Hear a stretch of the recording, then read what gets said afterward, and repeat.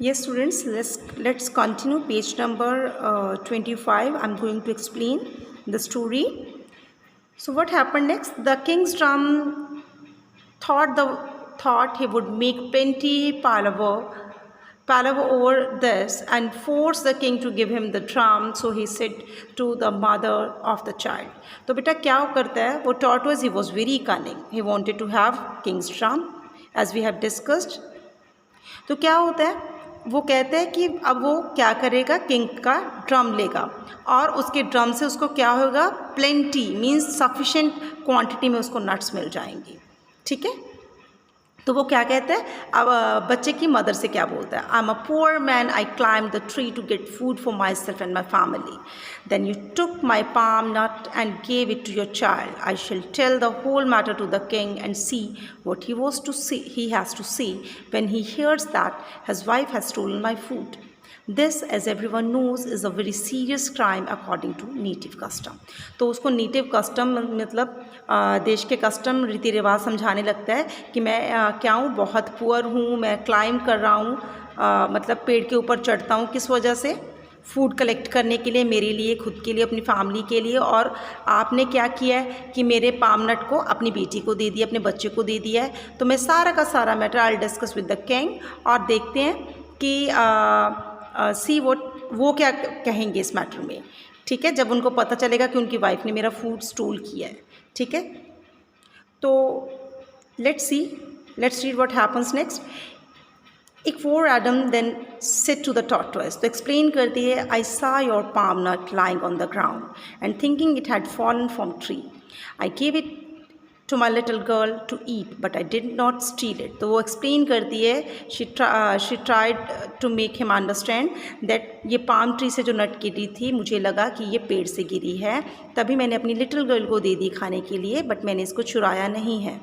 My husband the king is a rich man and if you has any complaint to make against me or my child, I'll take you before him. तो वो कहते हैं कि मेरी जो husband है, he is very rich man, अगर आपको लगता है कि आपने मेरी कंप्लेंट करनी है और मेरे बच्चे की, तो मैं आपको लेके चलती हूँ। So she took the tortoise to her husband and told him what had taken place. तो वो सारा का सारा मैटर एक्सप्लेन करती है, बताती है अपने हस्बैंड को।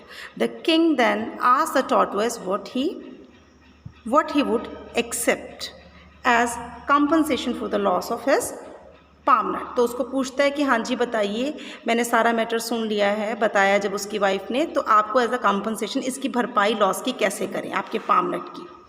And the tortoise immediately pointed to the king's drum as he was very eager to have king's drum. तो वो क्या कहता है कि फटाफट से पॉइंट आउट करता है किंग की ड्रम की तरफ and said that it was the only thing he wanted, उसको यही चीज़ चाहिए थी।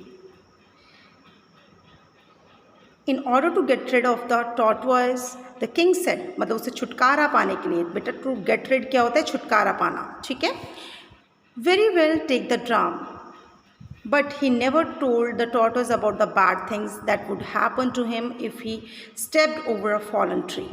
तो लेकिन वो क्या कहता है, उसको दे देता है, लेकिन उसको डिस्क्लोज नहीं करता कि उसकी कमी क्या थी, ड्रॉबैक क्या थी, कि अगर वो इस ट्री को मतलब स्टेप आउट करेगा, लेके जाएगा फॉलन ट्री के ऊपर से और एक walked over a stick on the road, और अगर वो वॉक करेगा जब रोड के ऊपर कोई स्टिक होगी।